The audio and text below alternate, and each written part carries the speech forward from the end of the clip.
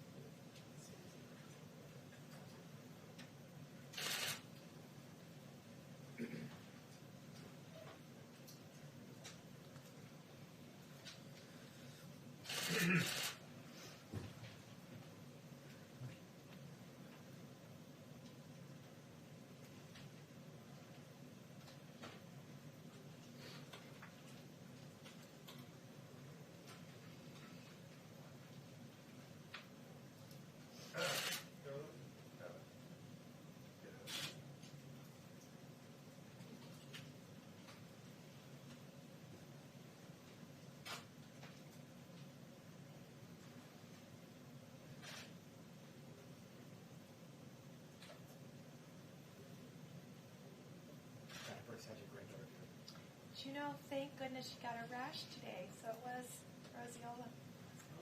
It's good my presumptive diagnosis was correct. I don't like to make mistakes. My own grandchildren. Telemedicine. Yeah. It's working. Probably never going to go back, right? Never going to go back. We'll just do telemedicine.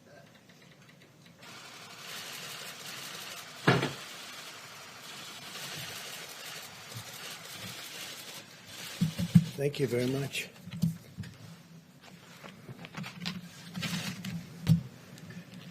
Today we continue to send our love to the great people of New York and New Jersey. We support them fully. We grieve alongside every family who has lost a precious loved one. New Yorkers are tough and strong and brave. New Jerseyites are tough and strong and brave, and they're being hit very hard right now. And for the next week, hopefully not much longer than that, it's going to start to go in the other direction. Our country is being hit hard, but some areas have done so incredibly well. We're so proud of them.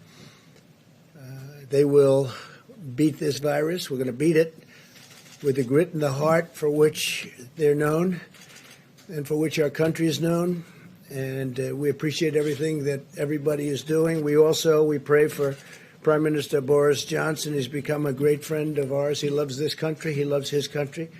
But he loves the USA, and he's always been very good to us. Whenever we had difficulty, he was with us, and we appreciate it. So we pray for Prime Minister Boris Johnson. He's going through a lot. As we intensify our military campaign against the virus, I think that it must be brought out that we have to thank the American people for continuing to follow our guidelines on slowing the spread, an expression that more and more people are thinking about. Nobody ever heard of it 2 months ago, and now everybody is talking about slowing the spread, stopping the spread. Even during this painful week, we see glimmers of very, very strong hope, and this will be a very painful week. And next week, at least part of next week, but probably all of it. Look, if one person dies, it's a painful week.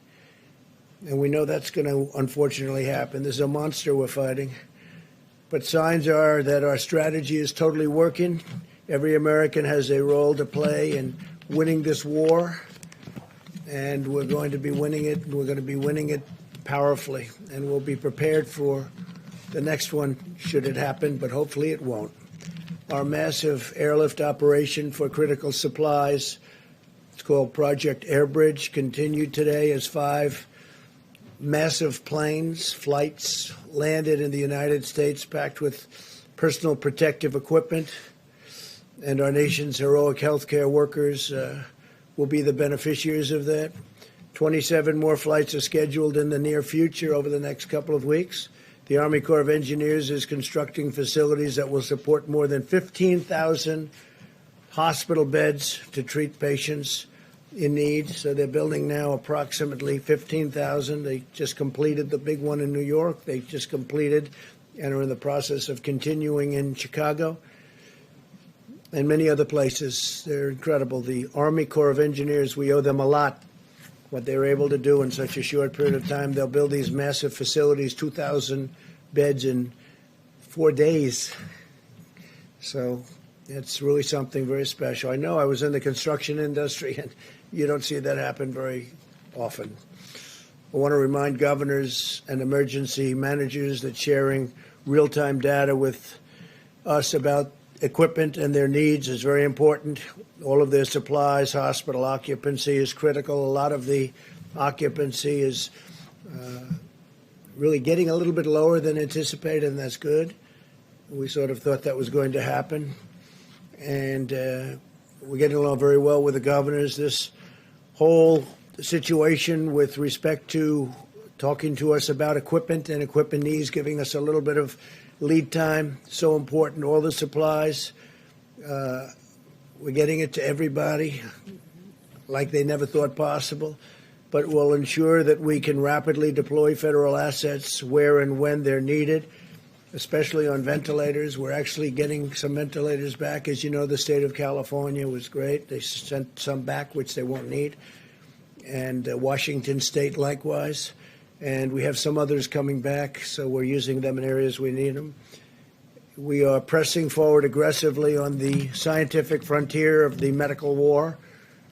The companies I've spoke to, the four leading, I call them the genius companies, they're doing incredibly well with respect to cures and also with respect to a vaccine that's going to protect us, totally protect us. And they have some great potential. It's going to take a little while yet, but they have some great potential, some great early results. And the governor's been working hard, and we are working hard with the governors. There's been great coordination, especially over the last little while.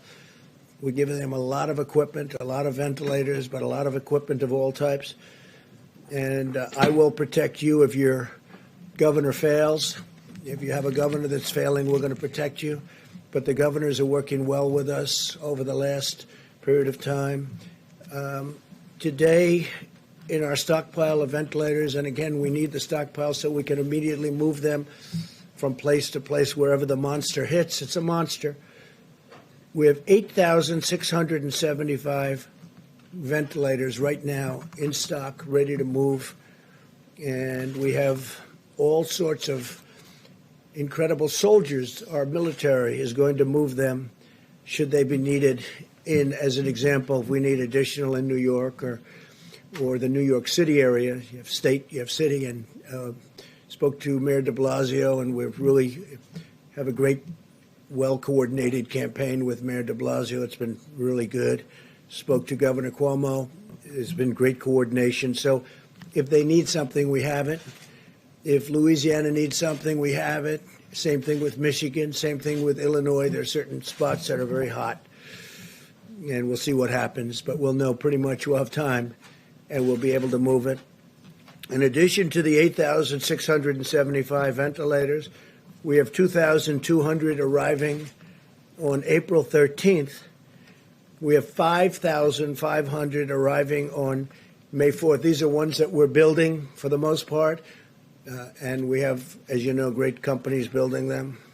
Ford, General Motors, GE. We have really some great companies that are doing it. On May 18th, we have 12,000. On June 1st, we have 20,000. On June 29th, we have 60,000 ventilators coming, 60. So we have a total of 110,000 ventilators coming over a short period of time. I don't think we'll need them. Hopefully we won't need them. I don't think we'll need anywhere near them. But we'll have them for the future, and we'll also be able to help other countries who are desperate for ventilators. The UK called today, and they wanted to know would it be possible to get 200, and we're going to work it out. We got to work it out. They've been great partners, United Kingdom, and we're going to work it out for them. So they wanted 200. They needed them desperately. We now have 10 drugs in active trials, with 15 more soon to follow, as well as 2 vaccine candidates in active clinical trials. We'll do whatever it takes to secure needed medical supplies and bring more production of essential medicines back to our shores. We're doing that. We're bringing them back to our shores. A lot of these companies, they went a little bit haywire.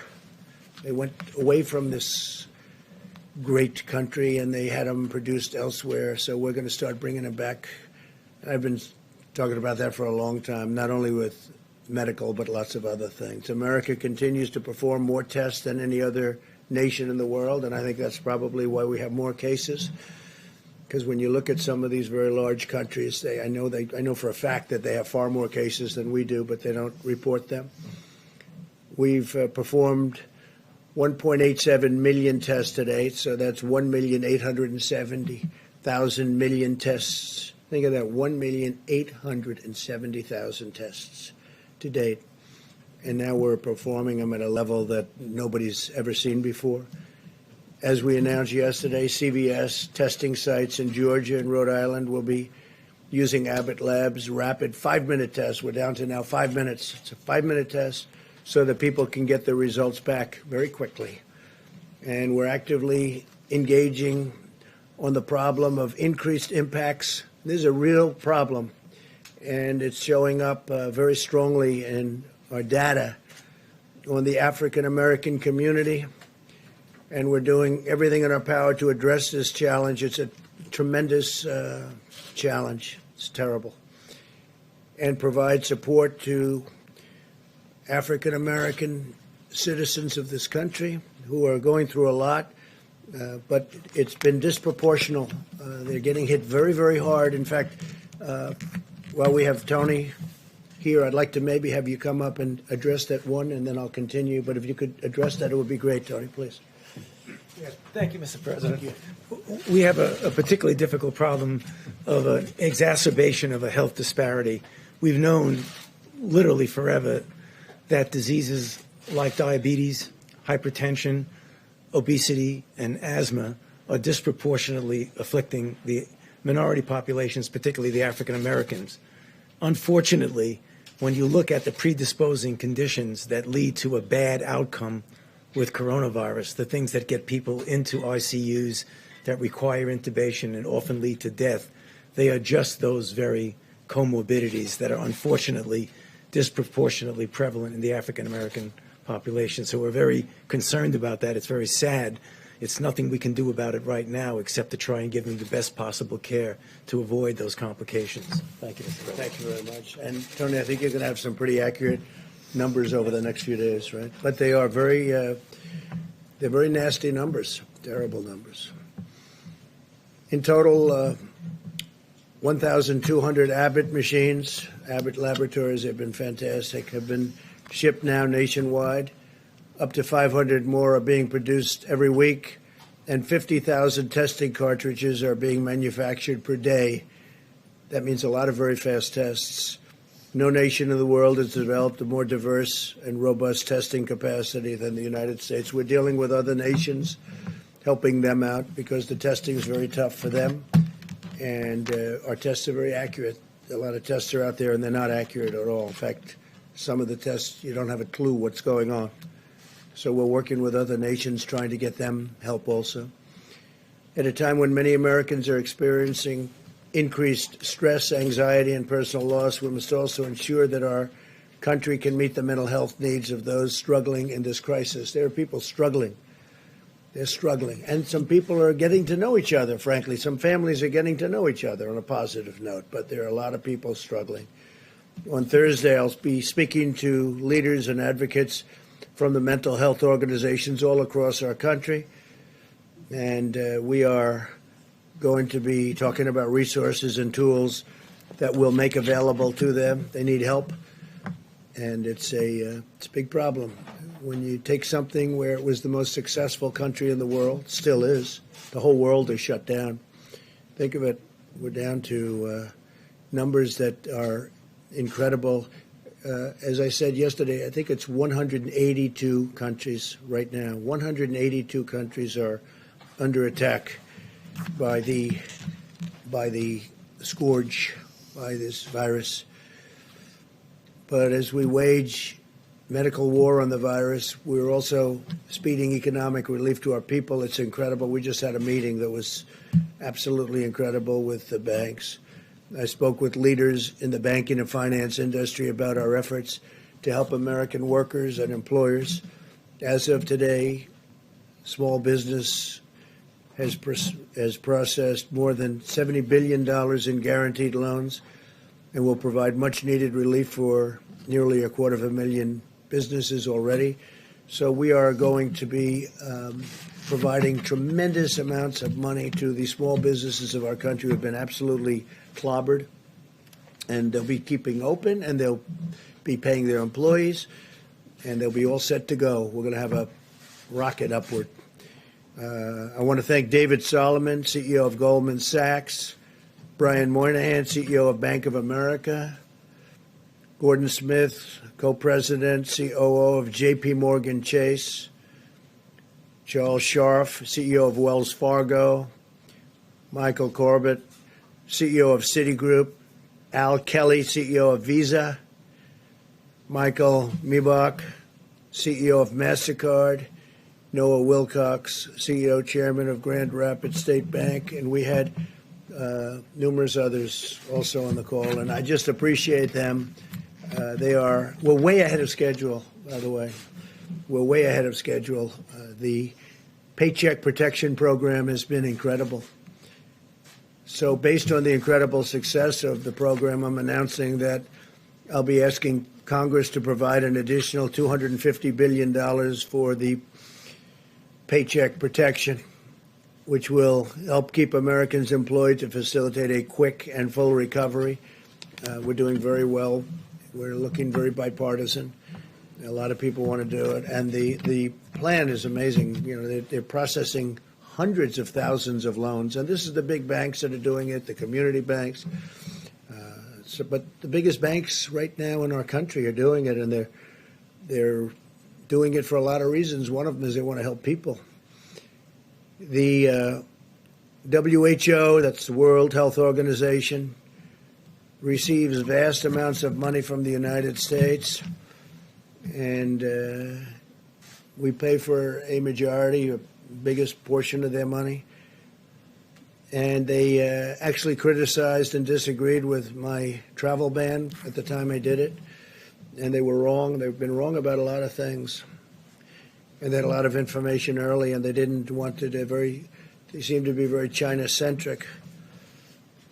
And we have to look into that. So we're going to look into it. We give a majority of the money that they get.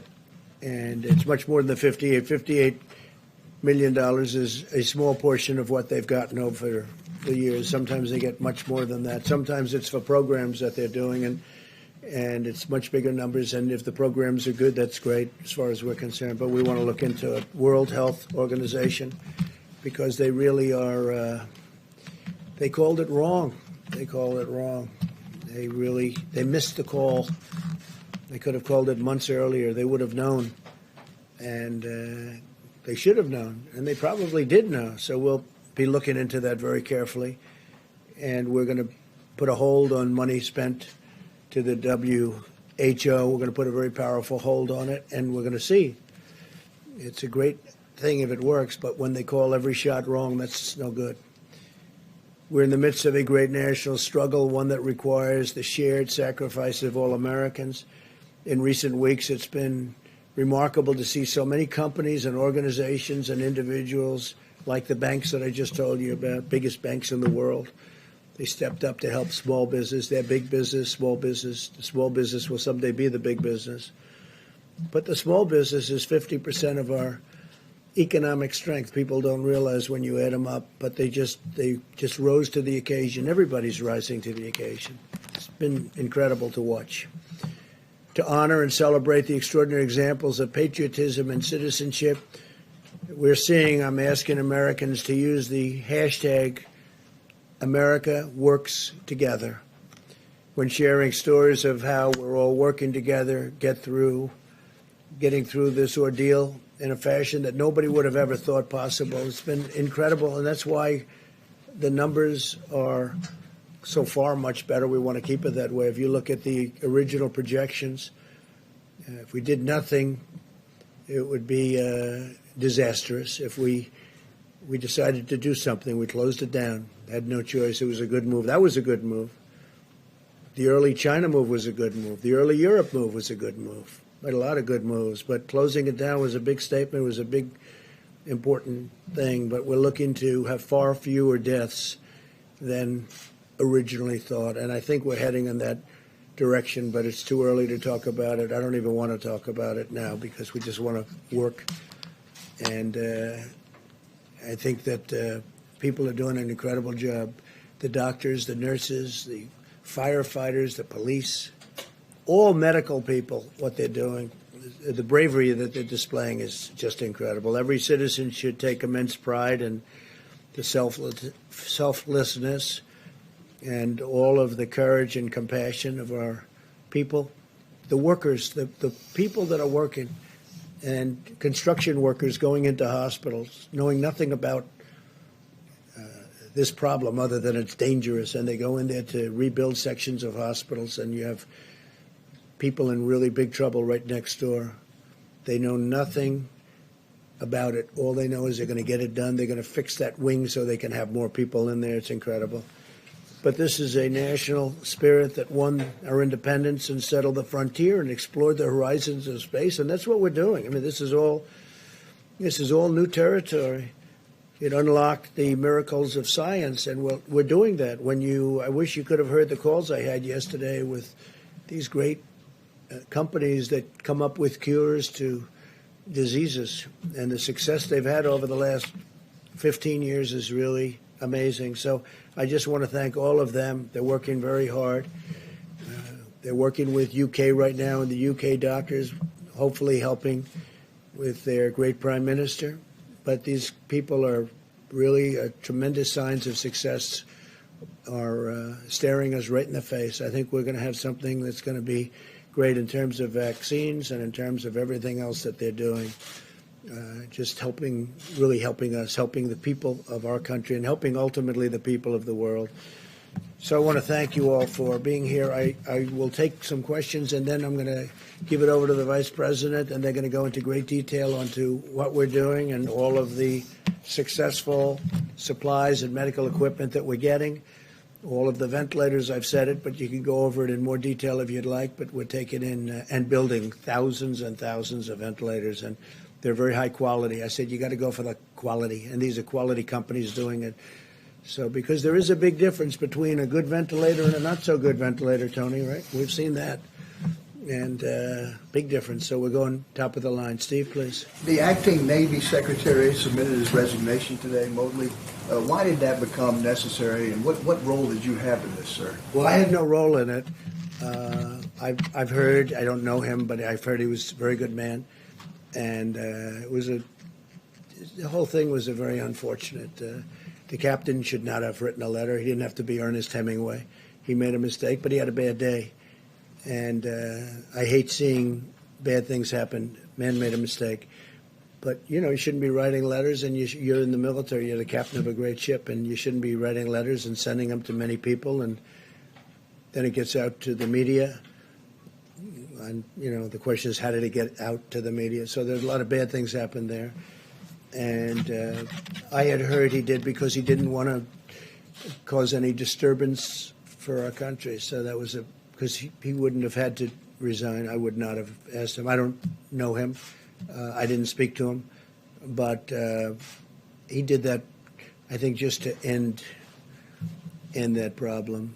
And I think in really many ways that was a very unselfish thing for him to do. What should happen now to Commander Crozier, who left? Well, they're going to look at that. I think the Secretary of Defense, as you know, is Mark Esper, and he's very capable. And I think he's looking at that right now. They're going to just take it under regular Navy channels to see what they want to do. But he made a mistake, but he shouldn't have done that.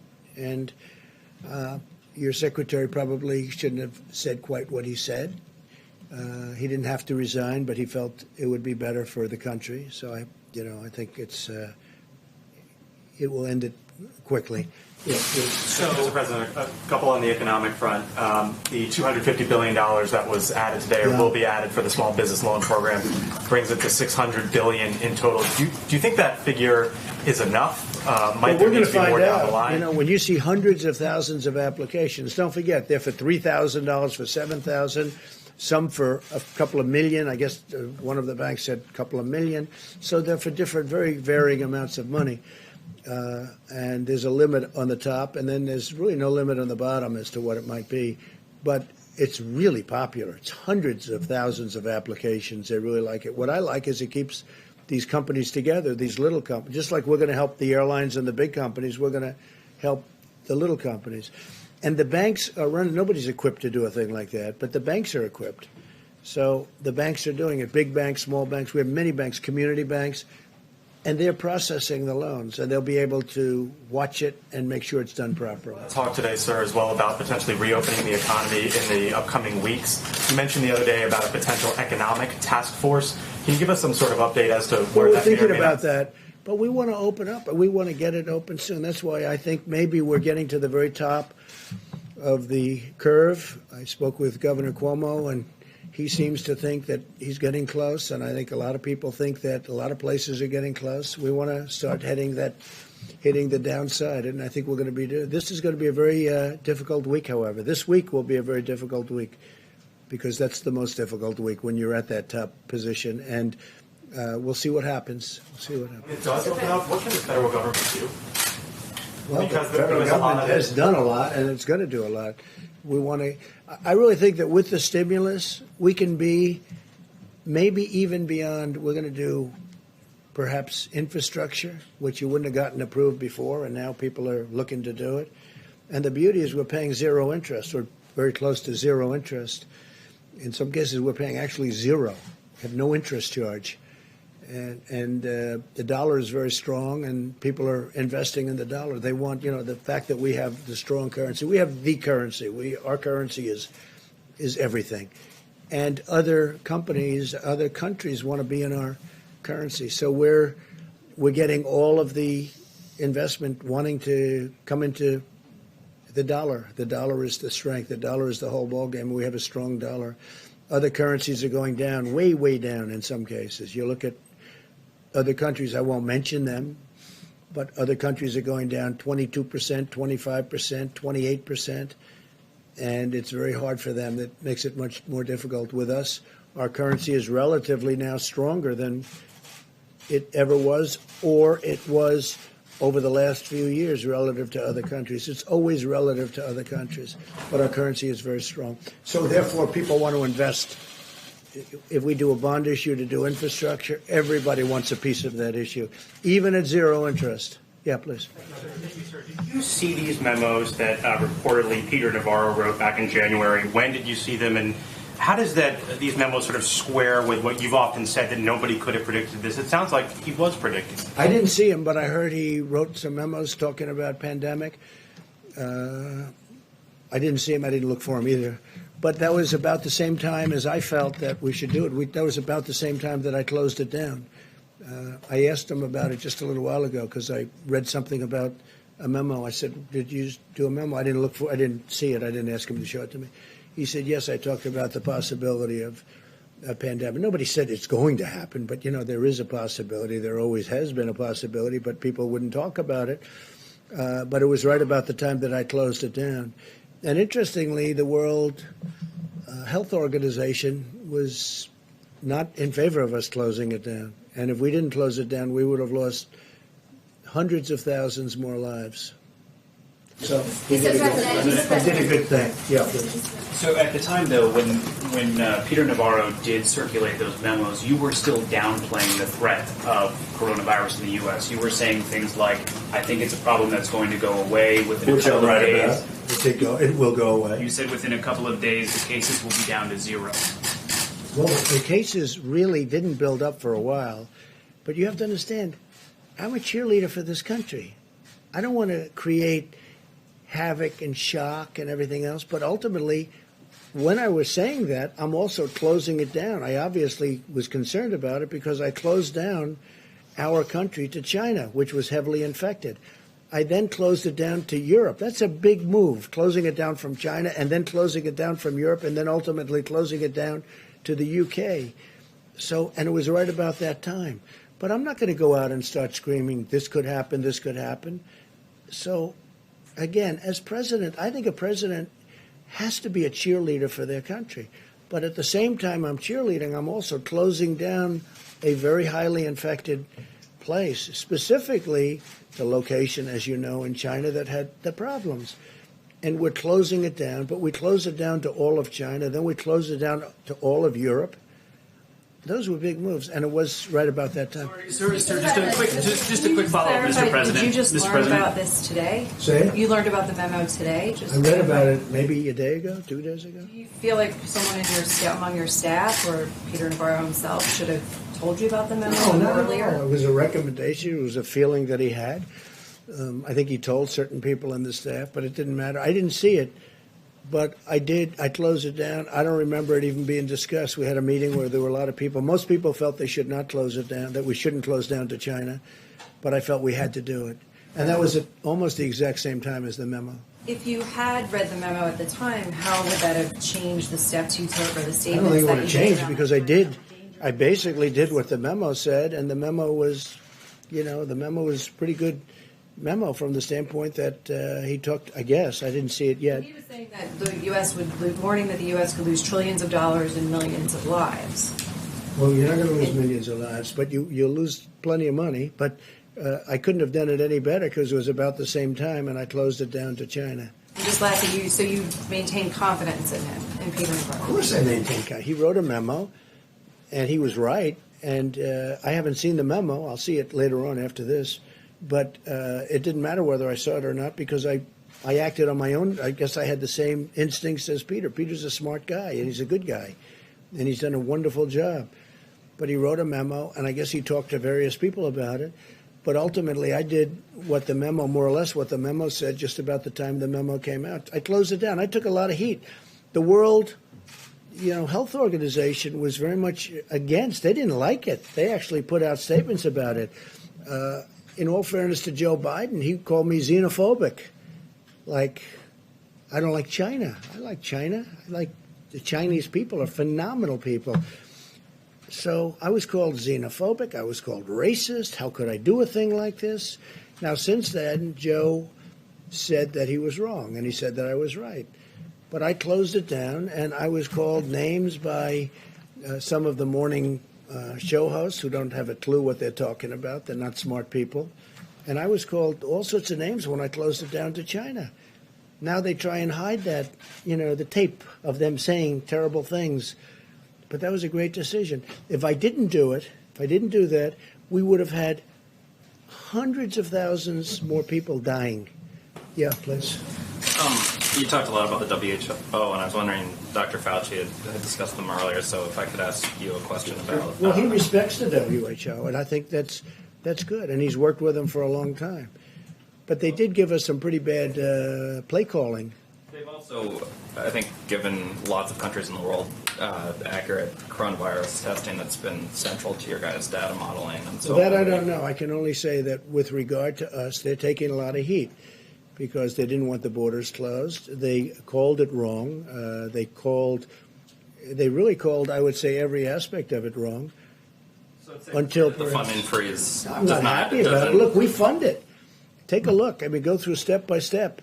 They said there's no big deal, there's no big problem, there's no nothing. And then ultimately, when I closed it down, they actually said that I made a mistake in closing it down, and it turned out to be right. But at the time, they did that. So we're just going to take a look at it. We fund it, and they seem to be, I said recently in social media, I said they seem to be very China-centric. That's a nice way of saying it, but they seem to be very China-centric. And they seem to err always on the side of China. And we fund it, so I want to look into it. Yes, please. Thanks. A quick follow-up on that. So is the time to freeze funding to the WHO during a pandemic? No, maybe not. I mean, I'm not saying I'm going to do it, but we're going to look at it. You did say We give a tremendous... No, I didn't. I said we're going to look at it. We're going to investigate it. We're going to look at it. But we will look at ending funding. Yeah, because you know what? They called it wrong. And if you look back over the years even, they're very much... everything seems to be very biased toward China. That's not right.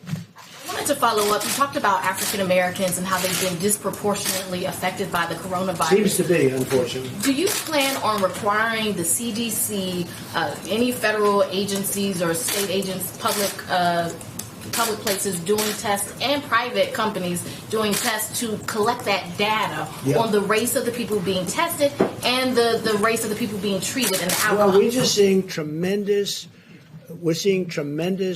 evidence that African Americans are affected at a far greater percentage number than other citizens of our country, because we're dealing with our country. Now we're looking at it from a worldwide standpoint. Tony Fauci is looking at it very strongly, but these numbers have started to come out, and they're very strong and they're pretty obvious. I mean, you will release that publicly. Would you like to talk about that for a second, please? I think one of the things that we're going to be doing with our Medicare data is to do that analysis. We're going to look back at the last month or so and look at, related type illnesses going forward. We now have a code for coronavirus, so we can actually stratify by demographic information, so we can look at race as a factor. We can also look at what the underlying health issues are as well. So we'll be providing that data very shortly. But we will be doing that analysis. We're working on that very hard. This is something that's come up over the last, I hadn't heard this, and then over the last few days this has come up more and more. And I don't mean by a little bit. I mean many times. It's a real thing. Now, we want to find cures. We want to find therapeutics. We want to find vaccines, because that will solve everybody's problem. But why is it that the African American community is so much, numerous times more than everybody else? And we want to find the reason to it. And Dr. Fauci, Seema, both of them, and others are working on this. And they're going to have very good, I would say over the next, in less than a week, I think you're going to have very good statistics. Couple of days. Something specifically aimed at those communities that are being hard hit, those black communities. Well, we're helping them a lot. But what's happening is we're trying to find out why is it that it's 3 and 4 times. Now, maybe that's not going to be the final number, but why is it 3 or 4 times more so for the black community as opposed to other people? It doesn't make sense, and I don't like it. And we're going to have statistics over the next probably 2 to 3 days. Okay, Mr. President. Thank you. I'd like to ask a question on behalf of myself and a colleague who couldn't be here due to social distancing. Sure. Thank you. Who are you with? Who? With Hearst Newspapers. I'm the print cooler today. Thank you.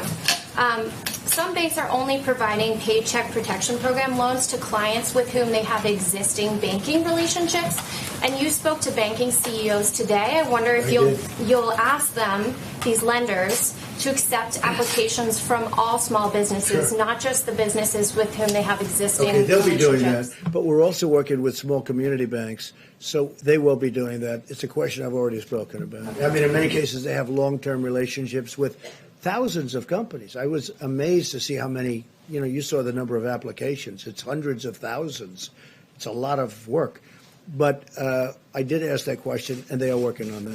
Thank you. And my second question from a colleague is Congressman Jerry Connolly, a Democrat from Northern Virginia, told the local D.C. CBS station that you personally requested the CARES Act stimulus bill be stripped of $25 billion for the Postal Service. Connolly claims that unless the USPS gets that $25 billion, the agency will be run out of money by June. He accuses you of hastening the demise of the Postal Service. Could you respond to that, please? I'm the reason the Postal Service has lost billions of dollars every year for many, many years. I'm the demise. This is the new one.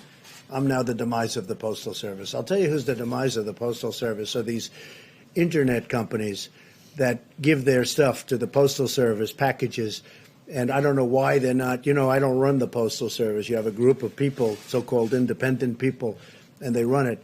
But these packages are, they lose money every time they deliver a package for Amazon or these other internet companies, these other companies that deliver. They drop everything in the post office. They say, you deliver it. And if they'd raise the prices by actually a lot, then you'd find out that the post office could make money or break even. But they don't do that. And I'm trying to figure out why. These are independent boards. They were appointed by other administrations. They're sort of long-term. They're there for a long time. And I've been talking to them also. You can look it up. Take a look. They have to raise the prices to these companies that walk in and drop thousands of packages on the floor of the post office and say, deliver it. And they make money, but the post office gets killed.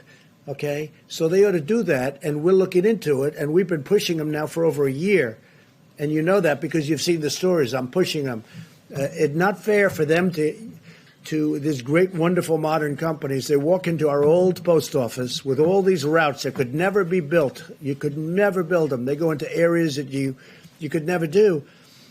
And they say, here, deliver this. And they lose a lot of money per package. And they have to raise their prices. But this Postal Commission doesn't do it. Now, we just got a chance to appoint a couple of people onto the commission, as I understand it. And that's good. But they have to raise their prices. Otherwise, they're just going to lose a lot of money. And tell your Democrat friend that he ought to focus on that. Because if he focused on that, he could truly save the post office. Post office has been losing billions of dollars a year for many, many years. And have him take a look at that, because that's the way to solve the problem. Thank you so much, Mr. President. Thank you so much. Mr. President, you say this week will be very painful, very difficult, but a few weeks ago you say this was just like a flu. What have you learned? I didn't say 2 weeks ago it was a flu. The question is, Mr. President, what have you learned that Ready? you could offer as an advice to foreign leaders who still are skeptical about this pandemic and who are against social distancing? What is your advice? What have you learned? I said it was just like a flu. So the worst pandemic we ever had in this world was a flu. And it was called, you know that, it was in 1917, 1918. And anywhere from 50 to 100 million people died. That was a flu, okay? So you could say that I said it was a flu, or you could say the flu is nothing to sneeze at. Then what can you offer as an advice to foreign leaders who are skeptical about this pandemic and who are against social distancing? Well, I think there aren't too many of them. If you look throughout the world, and everyone, just about everyone that has practiced that is now closing up. Well, the UK was an example. Now, they talk about Sweden, but Sweden is suffering very gravely. You know that, right? Sweden did that. The herd, they call it the herd. Sweden's suffering very, very badly. It's a way of doing it, but everybody has been watching everybody else. And so far, almost every country has done it the way we've done it. We've chosen to do it. If we didn't do it that way, we would have lost hundreds of thousands of more people. Okay. Mr. President, there's voting going on today in Wisconsin. There are reports of thousands of people waiting in hours-long lines as they've had to weigh their own personal health and their civic responsibility. Do you think that the Supreme Court was right in its decision that voting should go forward and the absentee extension should not take place? Yeah. Look, the Supreme Court, of course they were right, because what the Democrats wanted, and you know what this happened, I supported a man named Justice Kelly, who's Daniel Kelly, highly respected justice.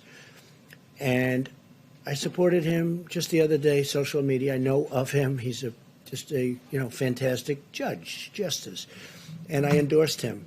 And as soon as I endorsed him, they wanted to move the election. They didn't want to move the election. As soon as I endorsed him, the Wisconsin Democrats say, "Oh, let's move the election to 2 months later." They didn't mind having the election until I endorsed him, which is very interesting. And now they talk about, oh, safety, safety. Well, it was 15 minutes after I put out an endorsement that they said we have to move the election. They didn't want to move the election before that. The other thing they wanted to do, which is crazy, at the end of the election, they wanted to have 1 week for proxies to come in, or mail ballots. Now, mail ballots, they cheat, okay? People cheat. Mail ballots are a very dangerous thing for this country because they're cheaters. They go and collect them. They're fraudulent in many cases. You got to vote. And they should have voter ID, by the way. You want to really do it right. You have voter ID. But the Democrats, and this was turned over in the Supreme Court yesterday, I give great credit to the court, they actually didn't want to have an election day. They wanted to have election day, and then a week after election day, you choose all these ballots come in, these mailed ballots come in. The mailed ballots are corrupt, in my opinion, and they collect them, and they get people to go in and sign them, and then they're forgeries in many cases. It's a horrible thing. And so what happened is the Democrats in Wisconsin, they had no problem with the election being today until I endorsed the Republican candidate, Justice Kelly, Daniel Kelly. And as soon as I endorsed him, they went crazy. They went crazy. And you know that's true. And now all of a sudden, because go back 2 weeks, go back 2 days, they didn't want to move the election. They were having the election. They were fine because they thought they were going to win the election. Then I endorsed them, and all of a sudden they think they're not. Now I understand there are lines that go back a long way. I hope they're going to vote for Justice Kelly. Okay.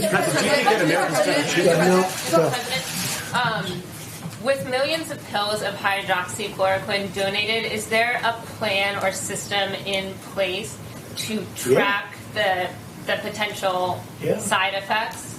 Well, you saw the representative. Serious harm. So is there a plan to track the side effects? The side effects are the least of it. You have people dying all over the place, and generally the side effects are really with the Z-Pack, having to do with the heart. The Z-Pack, that's the antibiotic, not with the hydroxychloroquine.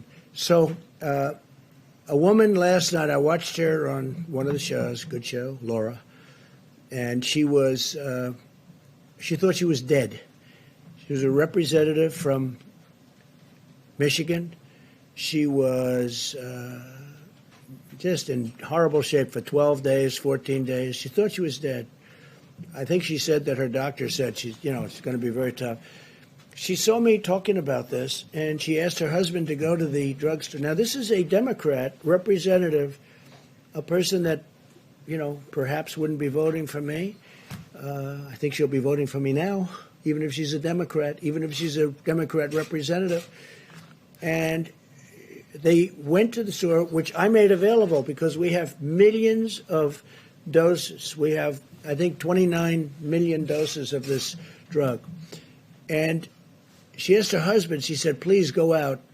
I'm not going to make it. Please, you have to hear her story. Please go out, get it. He went at 10 o'clock in the evening to the drugstore. He got it. He gave it to her. Now, it's I don't say it works like this at all. 4 hours later, she awoke, and she said, I feel better. And then shortly thereafter, she felt great. This is a woman that thought she was going to die. She's a Democrat representative, highly respected woman, African-American woman. I don't know if you saw it. As you asked a question about African-American, she was an African-American woman. A great woman. Her manner of speaking, the way she told the story was beautiful. I asked my husband to go and get it. He got it. She is now okay. She was interviewed last night on television. And she thanked me. She thanked me even in a tweet. She said, I want to thank President Trump. He saved my life. Look, I don't say that happens with everybody, but that's a beautiful story.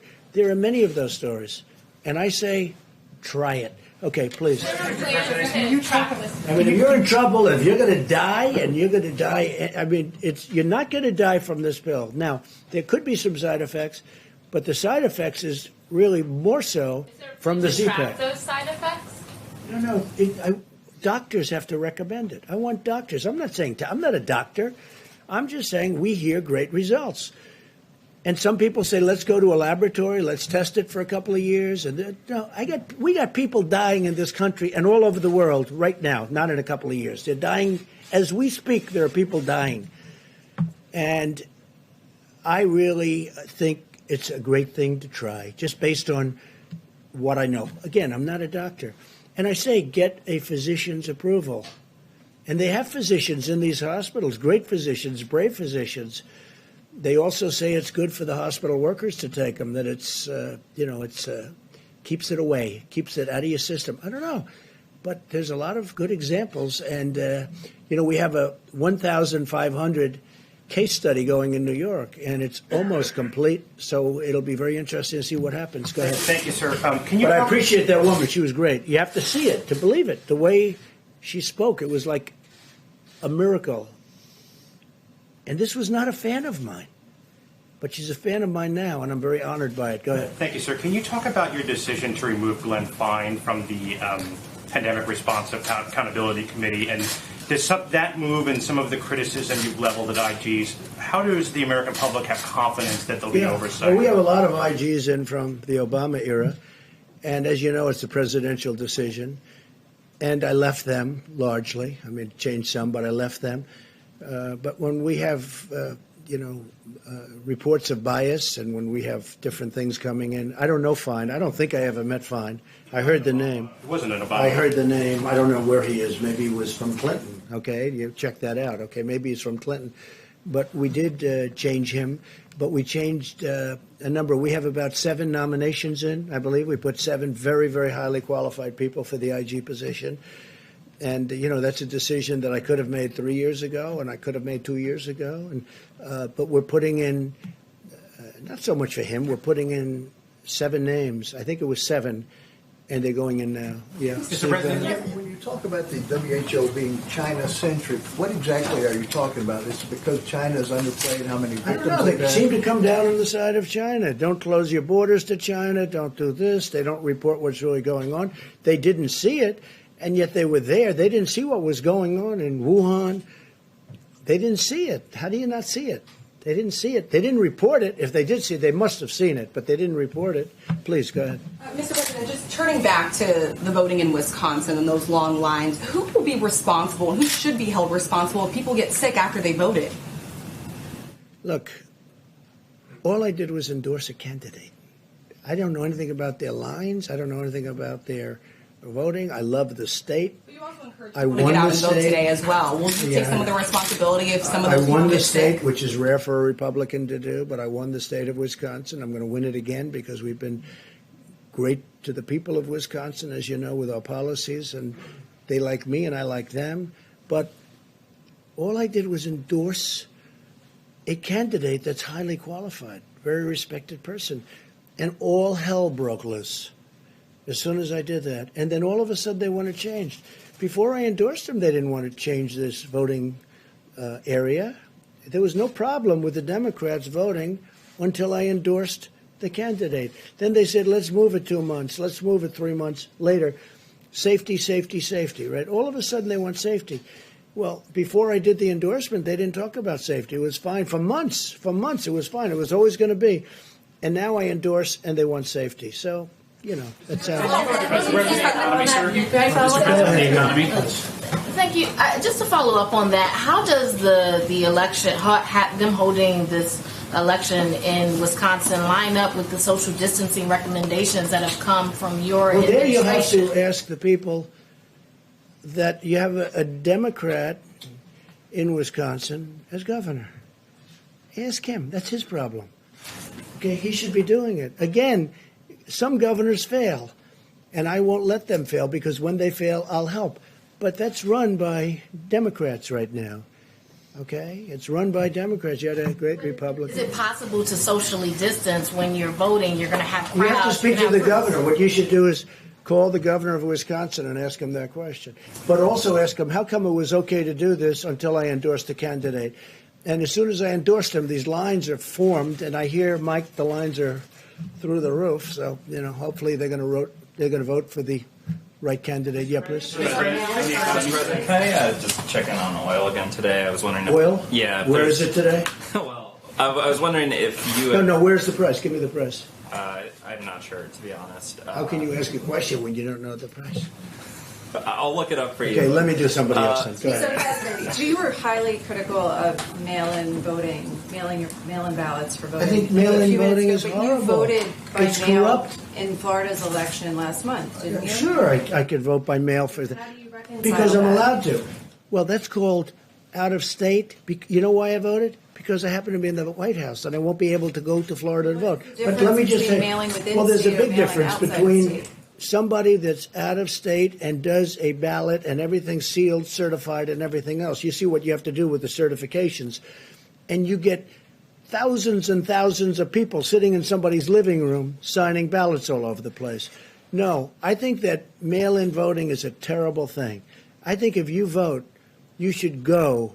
And even the concept of early voting is not the greatest because a lot of things happen. But it's okay. But you should go and you should vote. I think you should go and you should vote. You look at what they do where they grab thousands of mail-in ballots and they dump it. I'll tell you what, and I don't have to tell you, you can look at the statistics. There's a lot of dishonesty going along with mail-in voting, mail-in ballots. You've encouraged state officials to buy their own medical equipment. The federal officials are kind of swooping in and scooping up those orders. How are you ensuring that it's being distributed fairly? Well, we're getting great prices on equipment. We're getting great prices on equipment, and we're helping the states. And the governors are very thankful. Mike Pence had a call yesterday with every governor was on the call, and it was like a love fest. They're very happy. I don't know if they tell that to the press. Some of them don't. Some of them will never say good to the press, but they know we've done a great job. Not a good job, a great job. Are you saying it's not happening? Because state officials are widely saying No, I think sometimes it does. And what we say is, let us know, and we will immediately drop out of the bidding. Let us know, and we do that, and we drop out. Sometimes we tell them to drop out because we've got a good price. And then we'll deliver it to them. How do you ensure it's being fairly distributed? Yeah, go ahead, behind, please. Go Yes, ahead. thank you, Mr. President. No, not you. In front, please. Some states have had trouble with getting accurate death counts, particularly because of lack of testing or no uniform. Did you see death counts? Yes, because of lack of testing and no uniform system to put that into. When you say death counts, I think they're pretty accurate on the death count. Somebody dies, I think the states have been pretty accurate. No testing. That's a big deal, what you're just saying. No, the death counts, I think they're very, very accurate. I do say this. I think if you look at China and if you look at some of these very large countries, when you talk about cases, number of cases, I would be willing to bet they have more cases than we do, but they don't do the testing like we do. But you look at, you look at some of these certain countries, and I would be willing to bet a lot that they have more cases. But we're more accurate. And our testing is done very accurately, and we've got a good process. Did you have one? Yes, please. Mr. President, yeah. you have been very consistently supportive of a payroll relief tax. Payroll? Payroll relief. Now, I know you're still busy trying to implement phase 3, but as we move towards phase 4, are there still obstacles to that? Because that would put money in American pockets consistently. Yeah, you're right. I would love to see a payroll. Good questions. I would love to see a payroll tax cut, and I think on behalf of the people, it would be quick. Now, it's a longer term. It's a longer time because it's over a period of a year or whatever you want to make it. But I would love to see a payroll tax cut. There are many people that would like to see it as a permanent tax cut, payroll tax cut. What is stopping it from Well, the Democrats right now are stopping it. What are their reasons? I don't know. I don't know. Maybe they think it's good politics to stop it. But you'd get a lot of people, a lot of money immediately. The payroll tax cut would be a great thing for this country. I would like to have it regardless of this. But this would be a fantastic time to have the payroll tax cut. The Democrats are stopping it, but I don't think they're.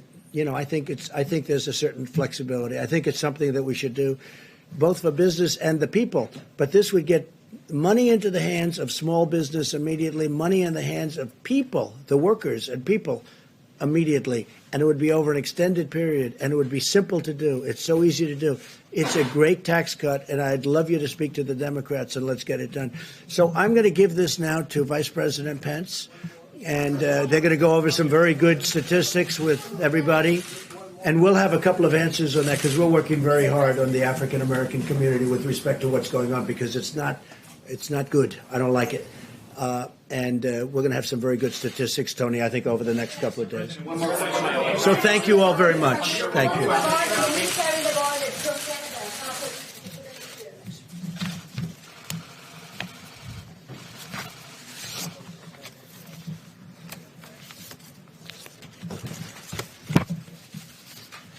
Thank you all. A few updates, and then I'll introduce Dr. Deborah Birx to talk about what we're seeing around the country, what the data is telling us. But suffice it to say, as the President said several times, this is a very tough week in America. And our hearts go out to all of the families that have lost loved ones to the coronavirus. But I know I speak for the entire White House coronavirus task force when I say our hearts are with the people of the greater New York City area today. As we stand here today, in the midst of heartbreaking numbers of losses in New York City, I also want to assure the American people that there's reason for hope. As Dr. Birx will enumerate in just a few moments, despite the increase in losses, as Governor Cuomo articulated today, hospital admissions continue to decline. And in our report early this morning from Dr. Birx, we continue to see evidence of stabilization in some of the areas around the country of the most significant outbreak. The New York metro area, including New Jersey, Long Island, and Connecticut. New Orleans metro area, Detroit, Boston, Chicago, and Denver, as Dr. Birx will explain, continue to give evidence of stabilization, which in a very real sense is evidence that the American people are putting into practice the social distancing, the president's guidelines for our nation. And for that, as the president said earlier today, we thank the American people. Even in the midst of hardship and loss at a time when we've seen more than 385,000 Americans test positive for the coronavirus and more than 12,000 succumb to this illness, the evidence that Dr. Birx will describe to you will show that the American people know our future is in our hands. And so as I begin, allow me just simply to continue to urge every American to put into practice the guidance you're receiving from your state and local authorities. Take it to heart, take it seriously, share it with your family and your friends, and know that you're making a difference, America, because you truly are. Today, for my part, I spoke to over 500 small business owners in a conference call, and there I heard about their enthusiasm for the Paycheck Protection Program. And that call took place before the President had the Secretary of Treasury indicate our interest in acquiring another $250 billion for that program.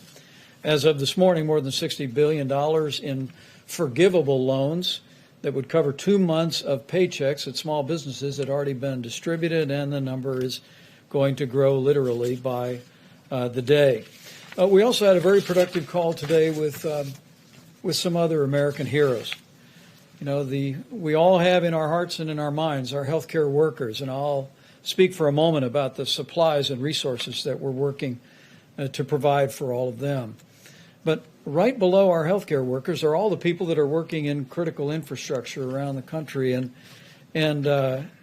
some of the most important people are working in food supply.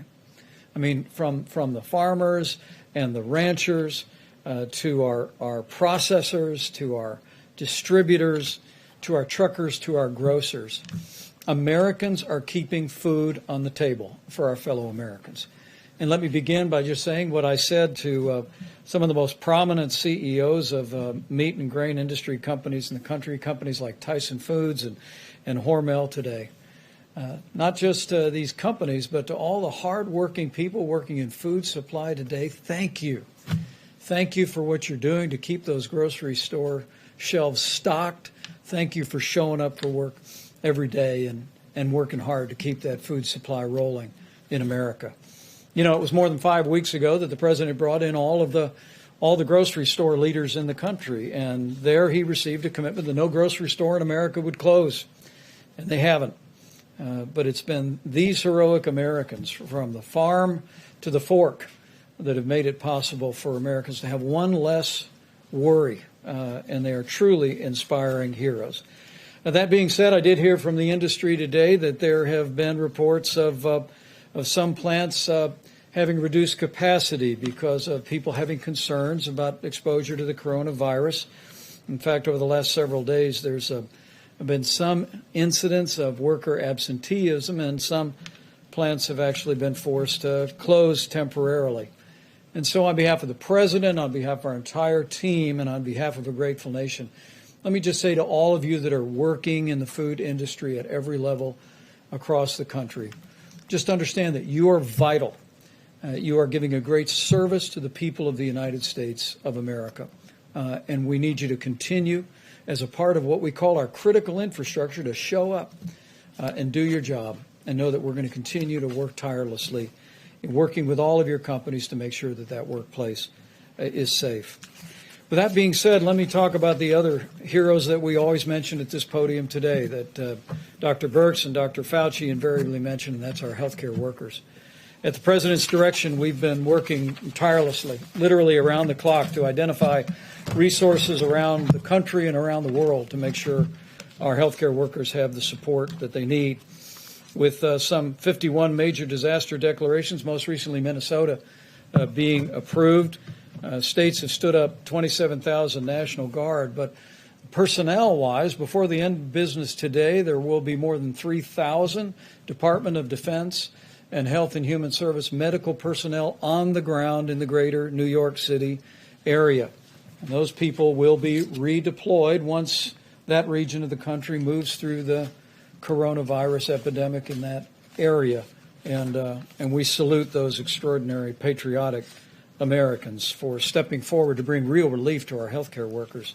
With regard to equipment, Admiral Polovchek reported to the task force throughout the course of the day today that we have continued to distribute ventilators across the country. We're sending additional ventilators from the Strategic National Stockpile. Maryland will receive 50 ventilators. Delaware will receive 50 ventilators, and that will leave more than 8,400 ventilators still in the national stockpile.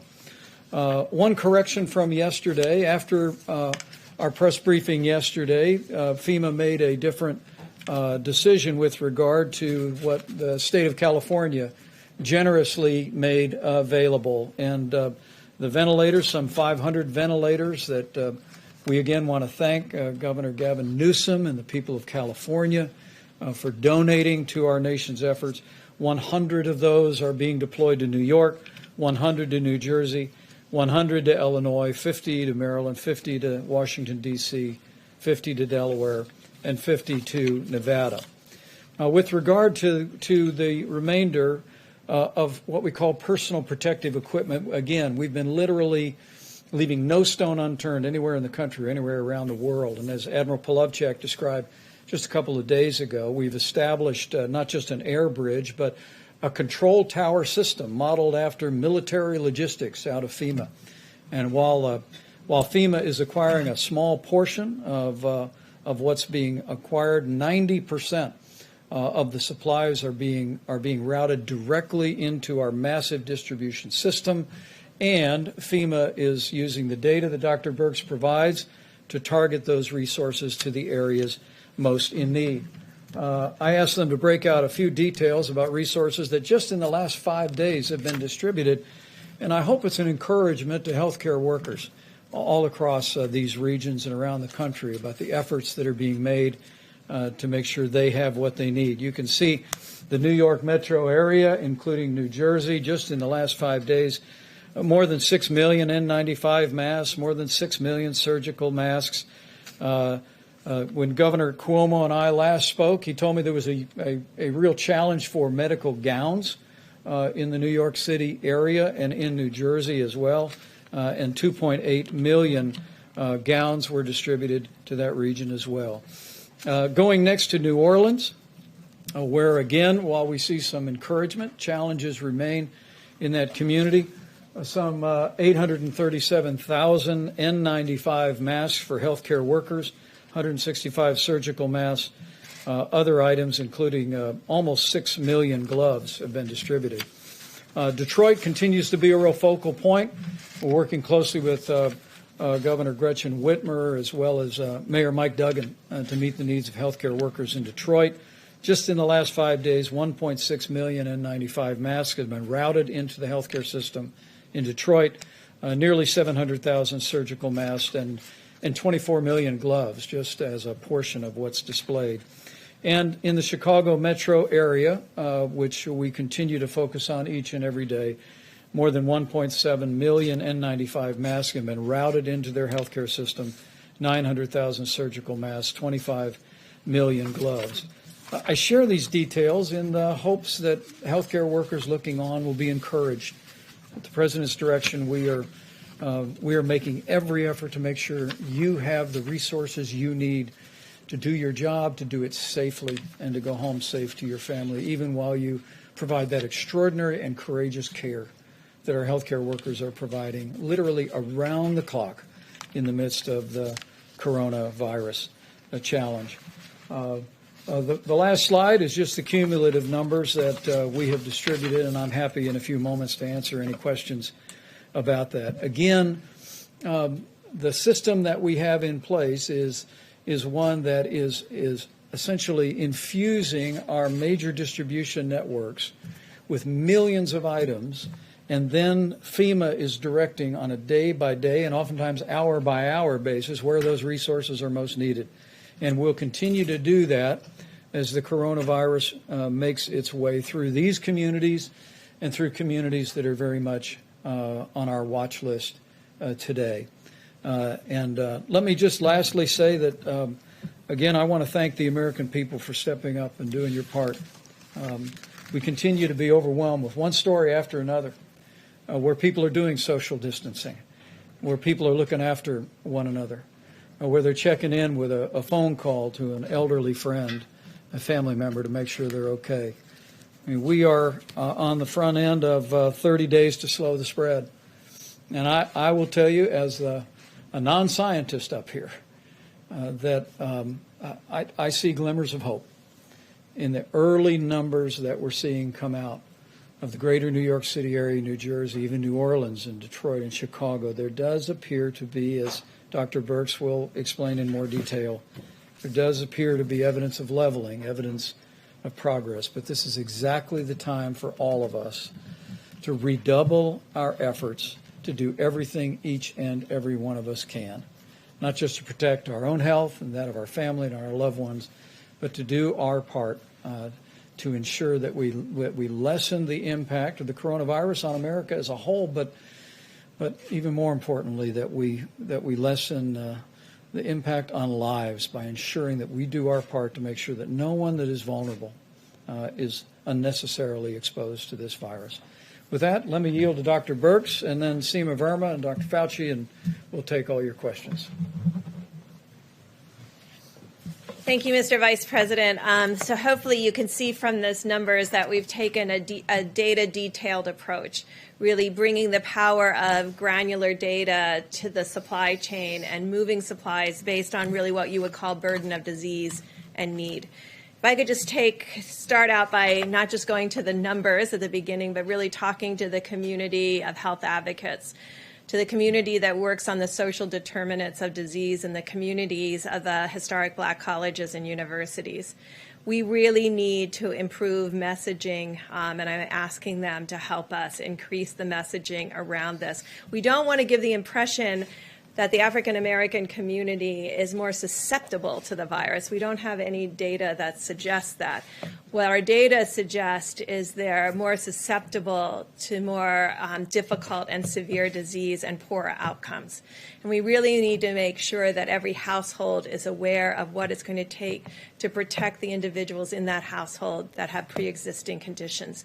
We could call on the indigenous nations, the real tribal leaders, to also be working very closely to protect the elders of their communities. We know this is more difficult in multi-generational households, and it's really going to call for really unbelievable attention to details of hand washing and protecting others from each other, particularly if you don't feel well. This is really a call to action to the communities to make sure that we get messages appropriately out there so that everyone understands what it's going to take for us all to protect one another. And we know it can be done because we can see these changes. I wanted to go through the numbers at a high level so you understand why particularly these supplies went to these areas to begin with. We talk about attack rates or the cases per population. So in the New York, as a state, they have 7 cases per 1,000. This is the highest in the country. In New York City itself, it's closer to almost twice that in New York City. New Jersey is 4 per 1,000, Louisiana 3 per 1,000, Massachusetts 2 per 1,000, Connecticut 2 per 1,000, Michigan 1.5 per 1,000. The District of Columbia and the Baltimore area now 1.5 per 1,000, and we're watching them very closely. Pennsylvania 1 per 1,000, but we're concerned about Philadelphia. What is allowing us to move supplies based on burden of disease and need is the extraordinary West Coast that has had very low numbers, from Washington that was less than 1 per 1,000, California that is less than 0.5 per 1,000, and Oregon that's even less than that. And it's those states where there's large populations, because of the enormous work that they're doing to prevent expansion and spread of the virus. It's allowing resources to go to these states and these communities and these counties that need more support. And so this kind of data analysis is allowing us to make very intelligent decisions about need, but also really understanding what's happening across the country in the development of the curves, as you have heard about. And so we do see, and I know you heard me caution that over the weekend sometimes there's decreased case reporting, and so there were increases in a series of communities on Monday. We're seeing that stabilize again, and when you look over 3 days, you're starting to see that we may be actually in a series of communities outside of New York and New Jersey and Connecticut creating a much flatter graph. A much flatter curve. So you saw New York and the increase, and then you saw, we're hoping, as Governor Cuomo and the mayor has described, that they're getting to a steady state where the next outcome is going down. But we see across the country, in Detroit, in Chicago, some real, not this extreme going to 7 cases per 1,000, but really staying in the more 2 cases per 1,000 and a different curve parameter then. And it really shows the amazing, amazing activity of every American in those cities to really ensure that there's social distancing, and really importantly, to ensure there's less socialization between households, and really ensuring that the household really remains independent and protected, and not really at this moment going out into the community or socializing anywhere but a virtual way on computers, by Zoom, by FaceTime. And I think we can really see that in the data, and it's really given us great heart. I want to finish by really talking to my laboratory directors, because you're extraordinary and you've done an amazing amount of testing.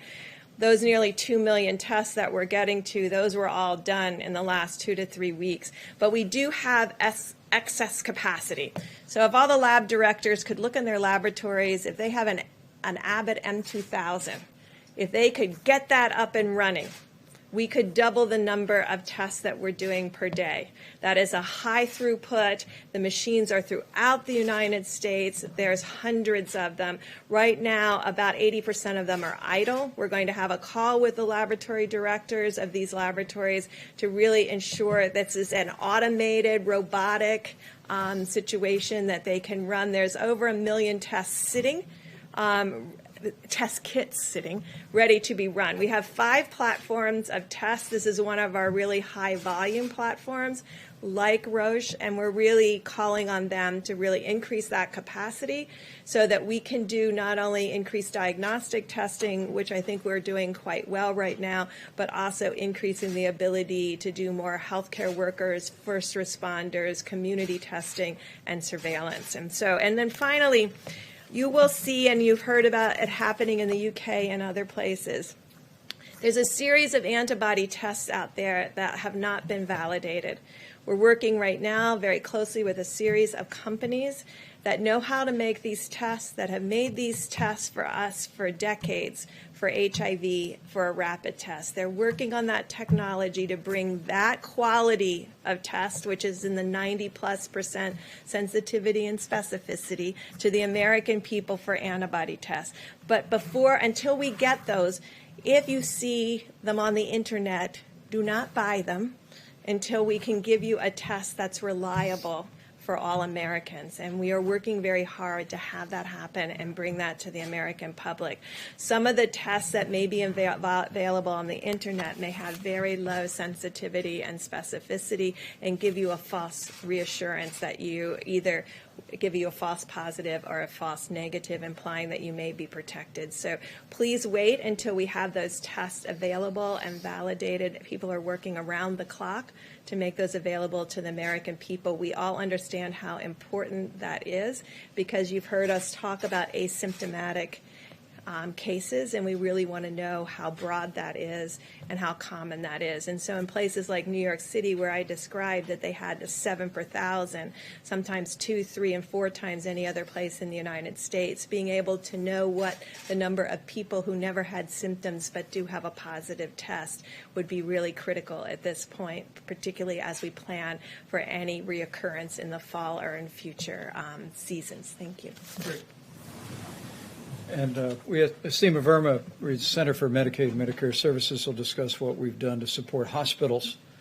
As we support healthcare workers, we want to make sure the institutions that are providing the environment for care are well financed, and she's got a couple of funding streams, and help is on the way. Seema.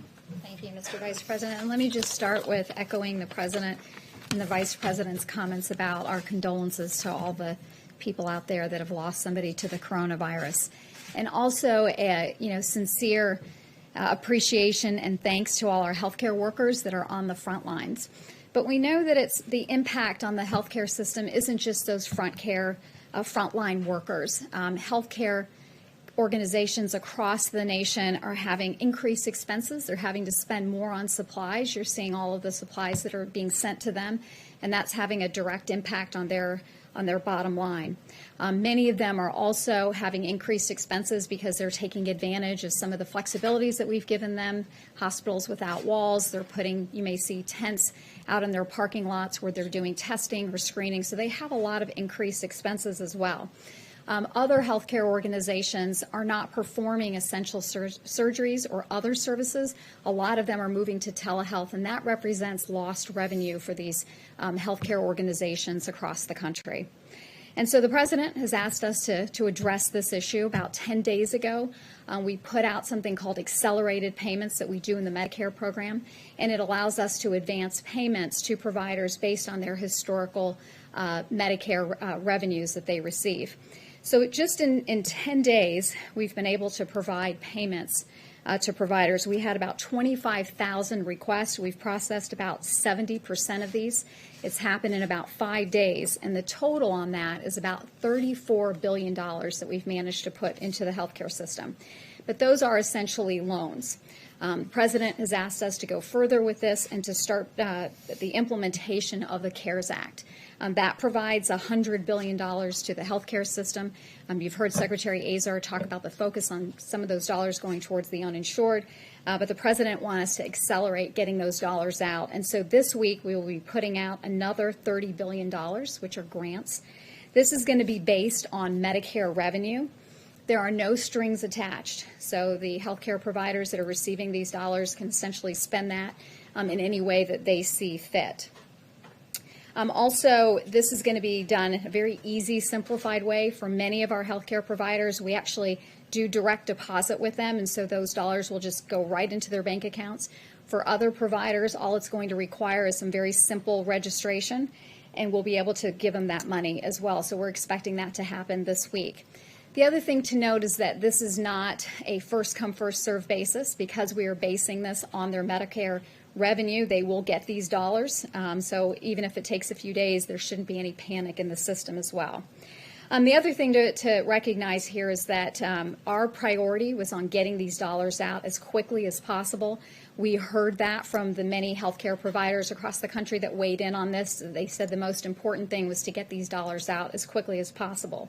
But we recognize that in terms of getting these dollars out, because it's based on Medicare revenues, there are providers out there, pediatricians, children's hospitals, OBGYNs, even our nursing homes, that a lot of their revenue comes from other sources, Medicaid or other payer sources.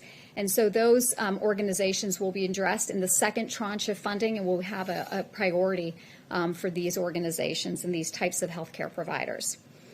Also, just want to say, so together between the loans that we've put out there with our accelerated payments and the $30 billion, that's about $64 billion for the healthcare system this week alone.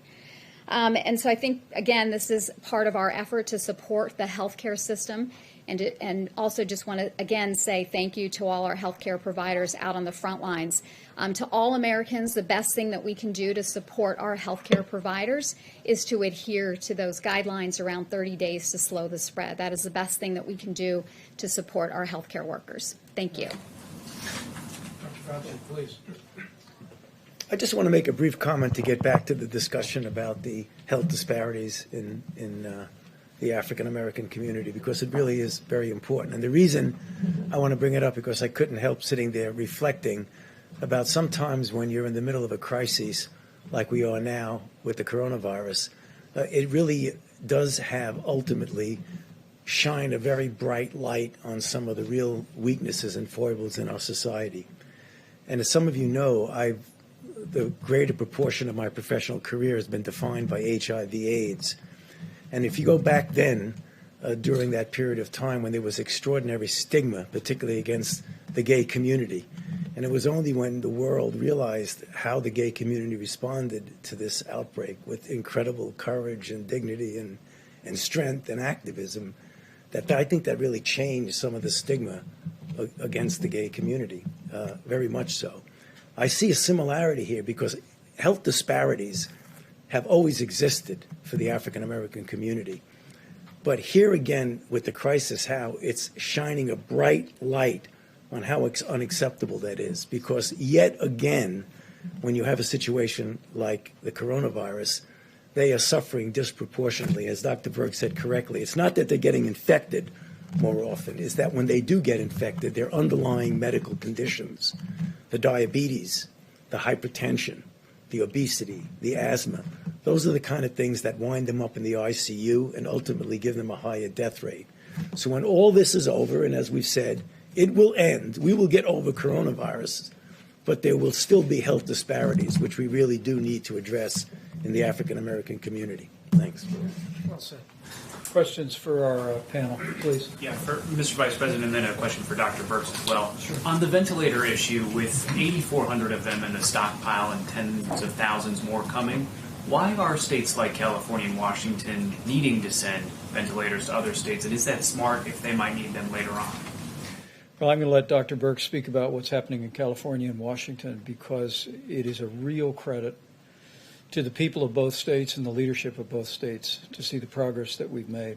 We continue to witness that the numbers where the outbreak began, we all remember when this first emerged in the Seattle area, the numbers continue to be steady and low. And what we've seen the governor of California do, what we saw the governor of Washington State do, and the governor of Oregon, where the coronavirus hasn't arrived to a large extent in Oregon, I think is in keeping with the highest tradition of the American spirit.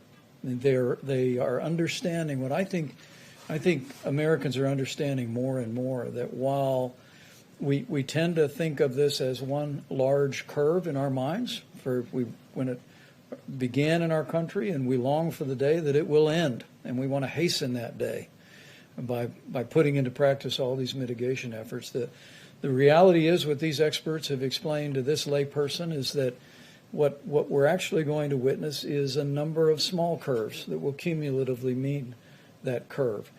And for Oregon, for Washington State, for California to recognize where the need is, and then to partner with us and FEMA to make sure the resources are there at the time of the need, at the point of the need, I think is really inspiring. But Dr. Birx, do you want to speak to that? Yeah, I want to be clear. No, we didn't ask for their ventilators. They looked at their epidemiologic curves. These states have amazing health commissioners, and I think when this is over, we'll really be. All of the models were based on something we have never attempted to do anywhere in the world. We have never attempted to do this kind of mitigation. It was always theoretic to many individuals, and now we see across the globe people mitigating against this virus, realizing that their own behaviors can change the course and future of this virus in their communities, which is really astounding, the power that gives us to actually understand that we can compete against this virus and do well. And so I think their governors and their health commissioners looked at their curves, looked at their hospitals, looked at their ICU, and looked at their needs, and then decided that they didn't need those at this time and wanted to make it available for other states that were in more of that 2 per 1,000, 3 per 1,000, 4 per 1,000, and 7 per 1,000. And I think we'll learn a lot from other states and other communities to really understand how to do this better next time. And I think this is what will teach us, because we've never attempted anything like this, at least in my lifetime, where we've had, these 30 days to stop the spread. I mean, we've not ever put out information like that. So I think you heard the CDC director talk earlier today about, in the models, how different individuals thought communities would mitigate and the rate at which they would mitigate. And I think you can see that across the world, we're learning that when you give communities the information that they need to understand what's going on, and you're transparent, that communities can be part of the solution in a transparent and amazing way. And I think this kind of education and dialogue is always critical when you want communities. I think when I first started here 5 weeks ago, I said that we will win based on what the communities are able to do as a community of Americans. And I think we're all really deeply impressed about what they were able to do. So it was the governors who decided. The testing backlog, I just had a quick follow-up question on that. How close are we to getting into that 24-hour window you've talked about being very important? And then what is the status of the self-swab test? So we're tracking all of that very closely. I use my time here to appeal to people specifically, the health educators, the health advocates, because I know the power with them. But to my lab directors, I really need the Abbott M2000 online, because that means we can do an extra 100,000 tests a day. And there's enormous power in that. The ability to self-test, last time I had my test here, I self-tested, so it can be done. It's straightforward. It works very well with that rapid 5-minute test. But what we now have to create, and I know that's always difficult because everybody wants one of something, we now have to create a mosaic that brings together where we know every single machine is in the United States, where our gaps are, and then align resources with need and gaps in the testing, and ensure that we have the right laboratory test for the right community. So you can see there would be communities, particularly the Indian Health Service or rural communities, where that Abbott ID Now kit could be incredibly helpful, because otherwise they're shipping it all the way to a capital, maybe 3 states away, and that's going to add 2 or 3 days to the wait time, which we're trying to get away from. Right. The backlog, 2 or 3 days, or what would you? It varies state by state, and we'll be talking with all of the states about really changing how we do testing in the community to really ensure that we're testing optimally. Because right now we have still focused very much on hospital diagnosis because we know it will make a difference in treatment. So these major laboratories are still putting drive-through tests at the back to all the hospital tests.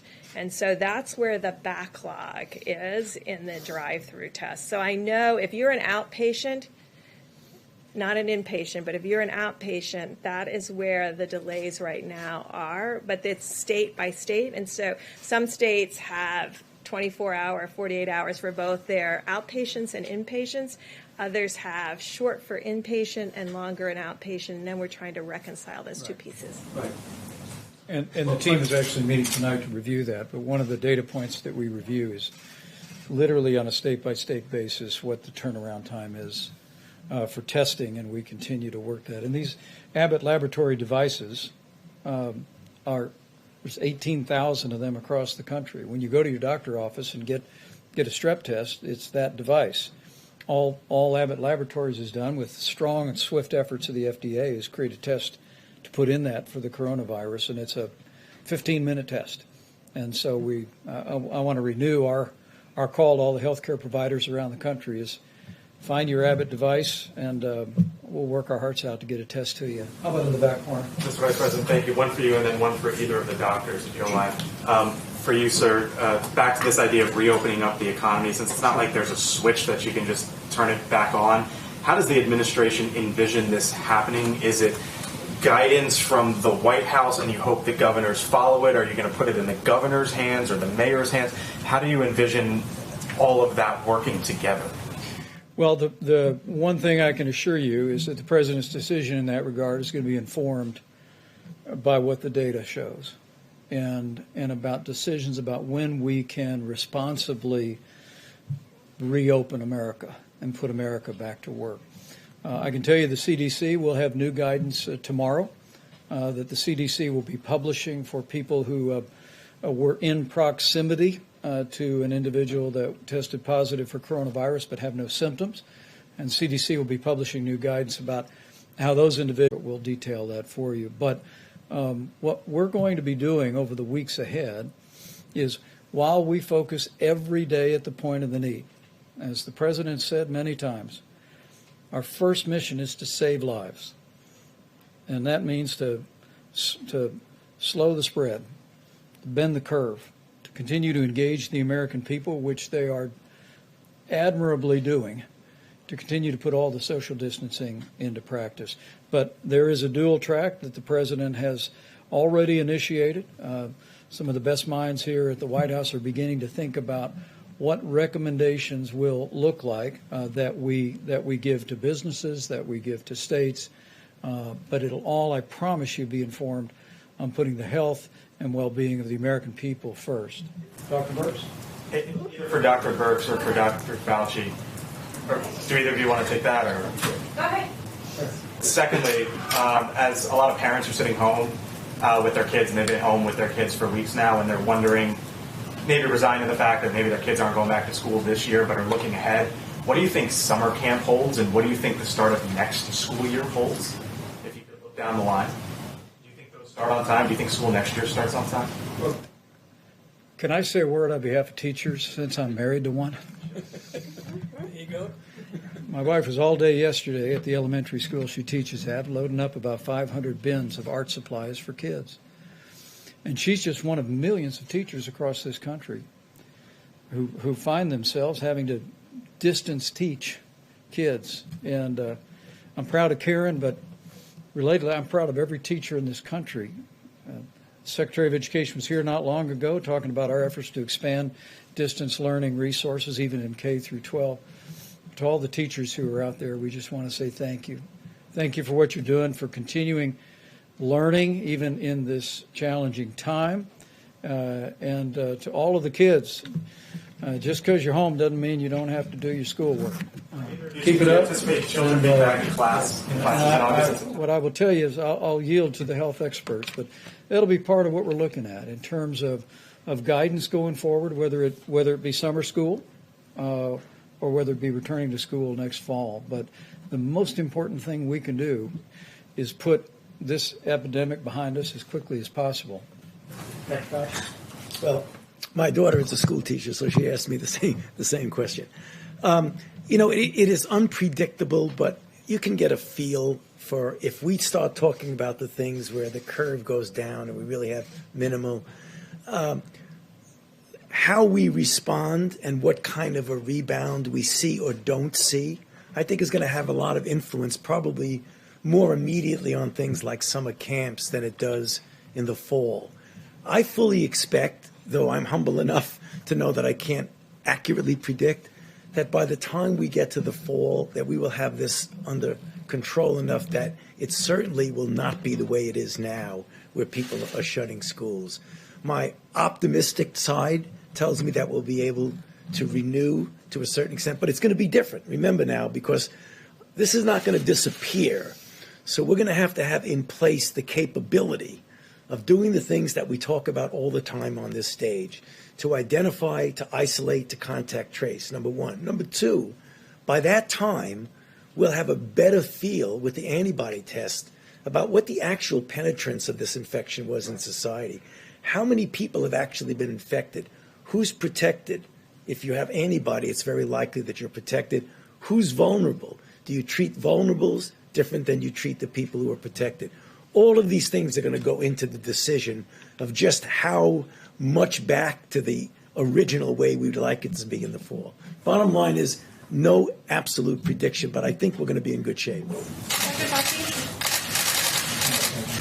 I just want for Dr. Fauci or Dr. Birx. Can you talk about your concerns about deaths being misreported by coronavirus because of either lack of testing or standards for how they're characterized?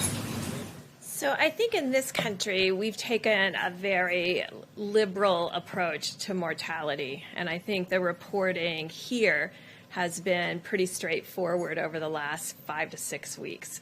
Prior to that, when there wasn't testing in January and February, that's a very different situation and unknown. There are other countries that if you had a pre-existing condition, and let's say the virus caused you to go to the ICU and then have a heart or kidney problem. Some countries are recording that as a heart issue or a kidney issue and not a COVID-19 death. Right now, we're still recording it, and the great thing about having forms that come in and a form that has the ability to mark it as COVID-19 infection, the intent is right now that if someone dies with COVID-19, we are counting that as a COVID-19 death. Can you be sure? I mean, you hear from coroners that that's not necessarily the case. Or are you sure? How can you be confident about that? And is there any concern that it skews the data that you're trying to collect in terms of projections and things like that? Well, I think that would apply more to rural areas that may not have the same level of testing, but I am pretty confident in New York City and New Jersey and places that have these large outbreaks and COVID-only hospitals. I can tell you there are testing. New York and New Jersey together have, by proportion, are testing extraordinarily well as Washington State and Louisiana. So I don't see that there's been a barrier in testing to diagnosis. No, I think there's so much focus now on coronavirus that, particularly if you take New York, which we all know is having a disproportionately higher proportion of the burden of the entire country is right now in New York. I can't imagine if someone comes in with coronavirus, goes to an ICU, and they have an underlying heart condition and they die, they're going to say cause of death, heart attack. I cannot see that happening, so I don't think it's going to be a problem. How about one more? A question for Dr. Fauci on the virus hitting black communities the hardest. I mean, these numbers are staggering. Louisiana and other states are reporting 40 to 70% of deaths are African Americans. Do you expect that pattern to continue nationwide? Some states have not even reported their data yet.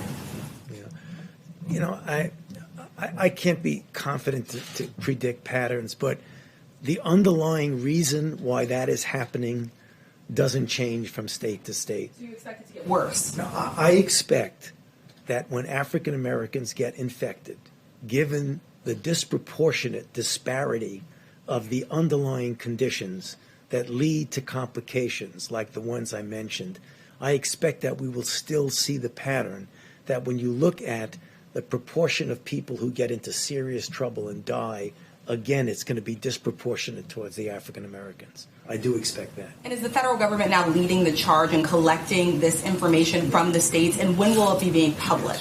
Yes, the answer is yes. It will be public as soon as you get enough data to be able to make a meaningful statement.